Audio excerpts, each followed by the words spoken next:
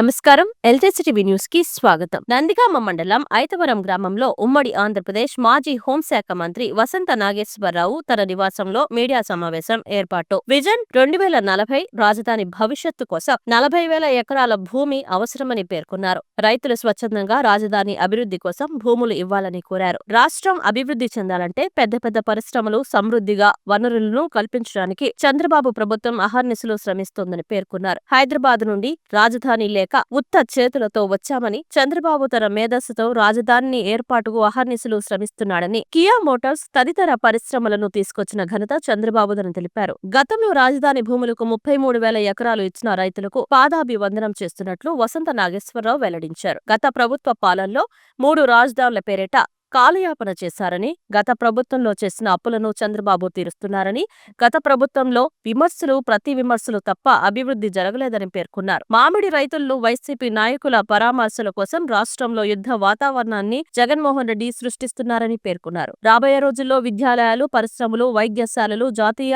అంతర్జాతీయ విమానాశ్రయాలు, తదితర స్టేడియంల కోసం తగిన భూమి కావాలని, పోలవరం ప్రాజెక్టులు, మడకచెర ప్రాజెక్టు పూర్తయితే రాష్ట్రం సస్యశ్యామలంగా ఉంటుందని తెలిపారు. వాళ్ళకి వీళ్ళకి ఎందుకు అంటున్నాయి ఈ ప్రజల్లో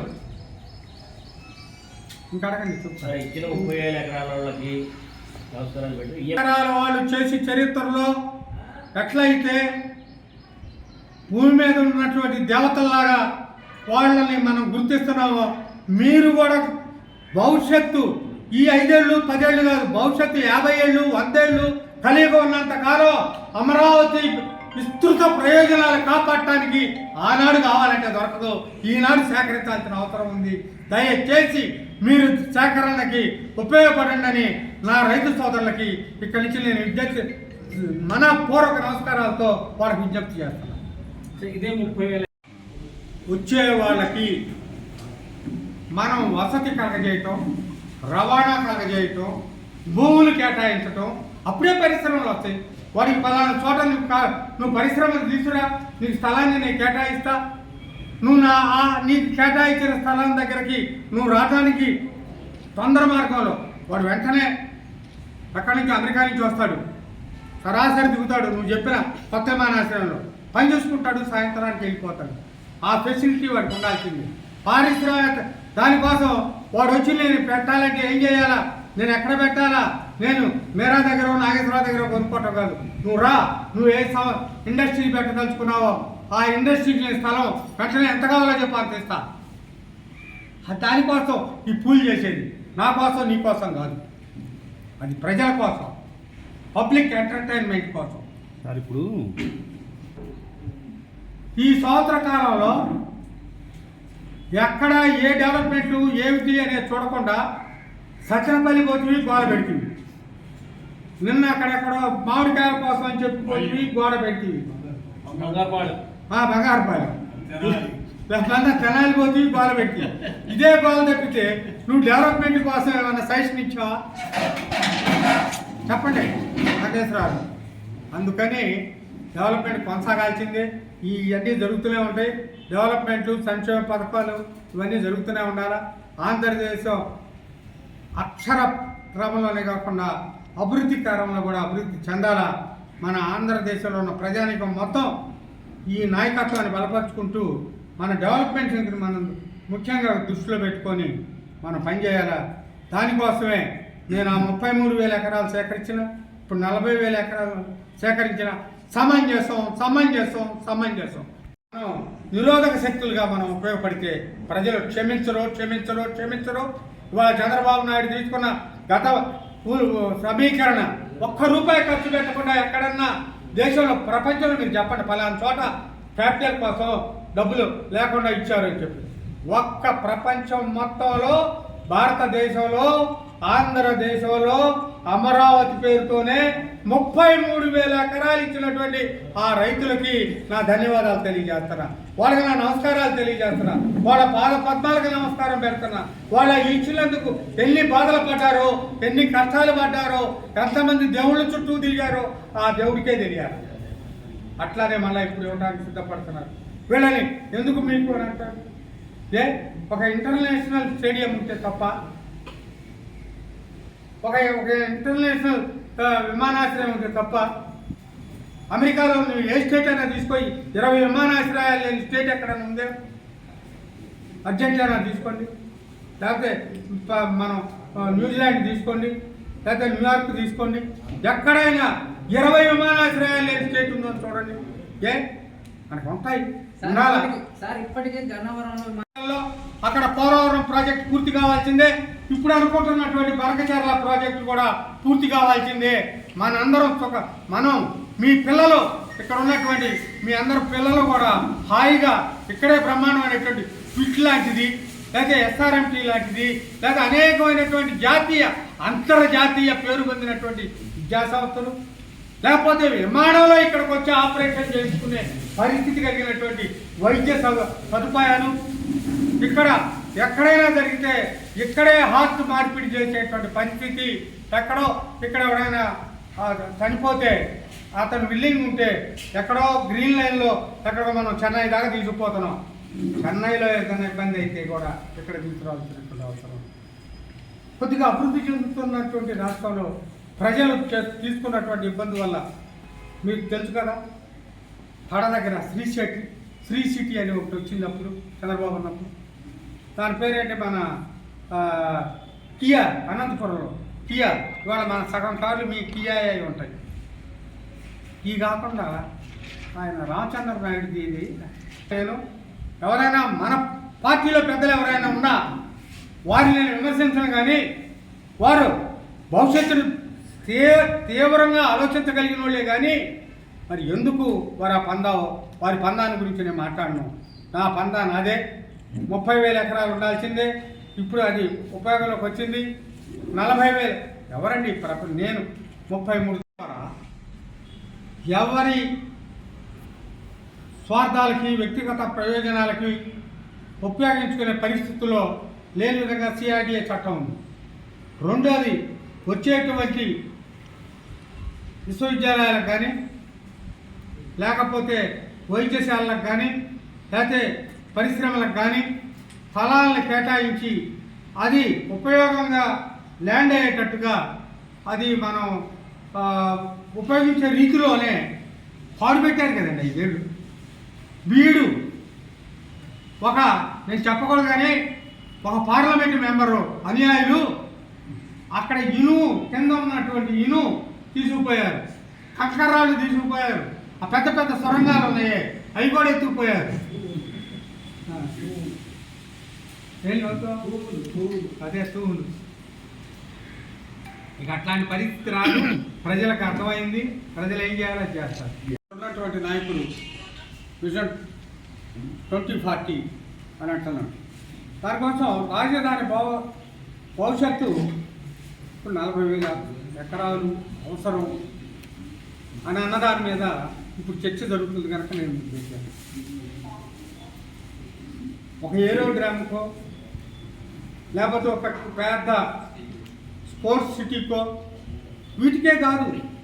ఇవాళ ఉదాహరణకి హైదరాబాద్ను డెవలప్ చేసిన తర్వాత ఇవాళ రేవంత్ రెడ్డి గారు కానీ అంతకుముందు ఉన్న చంద్రశేఖర్ గారు కానీ అక్కడ 1000 ఎకరాలు అంతకుముందు కూల్ చేసి ఉండటం వల్ల వాళ్ళు జాతీయ అంతర్జాతీయ సంస్థల్ని ఆహ్వానించడానికి అవకాశం వచ్చి తడవ కాస్త భూమిని మరి ఎక్కడ ఫైనాన్స్ సిటీ అని అక్కడ దాకా చాలా 1000 మైళ్ళు పోయింది కదా. మనం హైదరాబాద్ పోతే మనకి తెలుసు కదా, గచ్చిబౌలి ఇంకా అక్కడక్కడ దాకా పోయిందంటే అంతకుముందు అది సేకరించి ఉండబట్టి ఇవాళ అభివృద్ధి చెందిన తర్వాత సేకరించినటువంటి కష్టం. అభివృద్ధి చెందిన తర్వాత మీ ఊరు కానీ మా ఊరు కానీ క్యాపిటల్ కానీ కనుక కొంత సేకరించుంటే భవిష్యత్తు ఏమంటున్నా సాదా 10,000 ఎకరాలు అంటాడు. 50,000 ఎకరాలు ఉంటే అంతర్జాతీయ స్థాయిలో సిటీ అని అంటున్నారు. కావాలా అంటే తప్పే ఉంది? న్యూయార్క్ అంత అయితే తప్పే ఉంది, లేకపోతే వాషింగ్టన్ అంత అయితే తప్పే ఉంది, లండన్ అంత అయితే తప్పే ఉంది. ఆంధ్రులకి అంతటి పెద్దటి క్యాపిటల్ పెట్టుకునేటువంటి అర్హత లేదా? అంతటి పరిశ్రమలు తీసుకొచ్చుకునే అవకాశం లేదా? పెద్ద ప్రపంచం మనం ఏదైనా ఆపరేషన్ అంటే ఢిల్లీకి తీసుకుపోతున్నామే, లేకపోతే ఢిల్లీ నుంచో కువైట్ నుంచో పాకిస్తాన్ నుంచో బంగ్లాదేశ్ నుంచో ఇతర దేశాల నుంచి ఇక్కడికి వచ్చి ఆపరేషన్లు చేయించుకోవాల్సిన పరిస్థితి వస్తే తప్పే ఉంది. లేకపోతే అక్కడెక్కడి నుంచో వచ్చి ఇవాళ మన వాళ్ళు వెళ్ళి మేము లండన్లో చదువుకుంటామండి, అమెరికాలో చదువుకుంటామండి అని అంటున్నారు. అక్కడ వాళ్ళు వచ్చి ఇక్కడ చదువుకునే పరిస్థితిని క్రియేట్ చేసుకుంటే తప్పే ఉంది? మనం అన్నిట్లాగానే వెనకబడి ఉండాలా? మనం ఇంకొక అడుగు ముందేసి ఆలోచించగలిగిన శక్తి ఉన్నటువంటి నాయకుడు చేస్తానంటే అడ్డుపట్టడం ఎందుకు? ఇది నా భావన, ఇది నా ధ్యేయం. కనుక నువ్వు చెయ్యవు, చేసేటటువంటి అతన్ని చెయ్యనివ్వవు. నీ కార్యక్రమం ఏంటి? నువ్వు 5 ఏళ్లలో ఒక్క పూట కూడా బయటికి రాకుండా ఏరాలి. ఏ ముఖ్యమంత్రి అయితే ప్రపంచ చరిత్రలో తను ప్రయాణం చేయాలని అంటే అక్కడ ఉన్న చెట్లు ఏమన్నా ఉంటే ఒక చెట్టు కూడా ఉండడానికి వీలు లేదని చెప్పి నేను నరకటం. అంతేకాకుండా డేరాలు, 1/2 కిలోమీటర్కే విమానం. ఏంటది? అక్కడ నీకు 36,000 ఎకరాలు సేకరించి ఉంటే ఆల్రెడీ అంత ముందు ఉన్నటువంటి ప్రభుత్వంలో సచివాలయమే కానీ ఇది, అంత ముందు ఉన్నటువంటి ప్రభుత్వం కట్టినటువంటి సెక్రటరియటే కదా ఇది, అంత ముందు కట్టినటువంటి ఆఫీసులే కదా ఇవి. వాటిని అక్కడ ఆపి వాటిని పడకబెట్టి ఎక్కడికో మార్చాలని చెప్పని అనుకోవటంలో ఇది సరైన పరిపాలనా విధానమా? నేను అడుగుతున్నా. నాకు ఎవరినైనా నా కాన్సెప్టు బెజవాడ గుంటూరు మధ్య రాజధాని. ఇక్కడ ఉన్నటువంటి కృష్ణా, గోదావరి, తుంగభద్ర, వంశధార, నాగావళి ఈ నదులన్నింటినీ కూడా నీళ్ళను ఉపయోగించుకోవాల్సినటువంటి అవసరం ఉందని చెప్పనేది నా భావన. ఇవాళ అట్లాంటి జరుగుతున్నప్పుడు ఇన్ని సహజ వనరులు ఉన్నాయి. వెరైటీస్ ఉంది మన దగ్గర, మ్యాంగనీస్ ఉంది శ్రీకాకుళం జిల్లా, విశాఖపట్నం జిల్లా ఆ ప్రాంతాల్లో. వాటిని ఉపయోగించుకొని మన పరిశ్రమలు తీసుకొచ్చుకుంటే తప్పేంటి?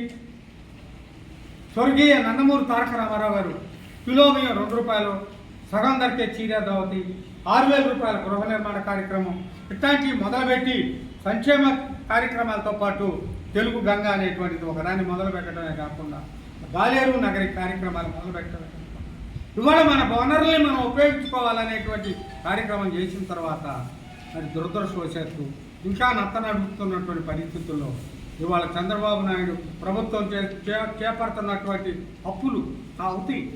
భారతదేశానికి హైదరాబాద్ నుంచి రాజధాని లేకుండా వచ్చాం, అది గమనించాలి. ఒకప్పుడు రాజధాని చెన్నై నుంచి కూడా రాజధాని లేకుండానే వచ్చాం. గుడారాల కింద పెట్టుకొని సెక్రటరియట్ నడిపినటువంటి పరిస్థితి ఉంది కర్నూలులో ఉన్నప్పుడు. అట్లాంటి దాన్ని ఆంధ్రప్రదేశ్ అని మళ్ళీ కలిపిన తర్వాత హైదరాబాద్ వెళ్ళాం, మళ్ళీ వెనక్కి వచ్చాం. వచ్చిన తర్వాత కూడా త్వరతగతినే ఆరంభమైంది మన అభివృద్ధి త్వరతగతినే ఆరంభమైంది. 5 ఏళ్లలో ఎంత అభివృద్ధి చెందాలో అంత అభివృద్ధి చెందినటువంటి పరిస్థితి ఉంది. అయితే దురదృష్టవశాత్తు అదృష్టవశాత్తు మరి ఏంటో మనకి తెలియదు కానీ అభివృద్ధి పదంలో పోవాల్సినటువంటి ప్రభుత్వం మళ్ళీ 5 ఏళ్ళు వీటన్నిటిని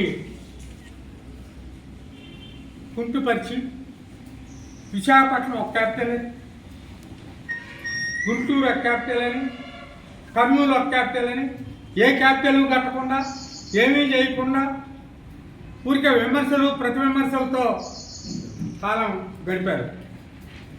అసెంబ్లీలో ఇవాళ నీకు నాగార్జున యూనివర్సిటీ ఒక్కడ చాలు కదా అని చెప్పిన మాజీ ముఖ్యమంత్రి గారు అసెంబ్లీలో 50,000 ఎకరాలు అవసరం అని ఒక్క నుంచి ముఖ్యమంత్రిగా ఆ స్టేట్ అసెంబ్లీలో చెప్పిన పెద్ద మనిషి ఇవాళ ఎందుకు ఇదంతా అని దీన్ని అనేక రకాలైనటువంటి కులాలు మతాలు పేరుతో ఆయన తీసుకొస్తున్నటువంటి పరిస్థితి ఉంది.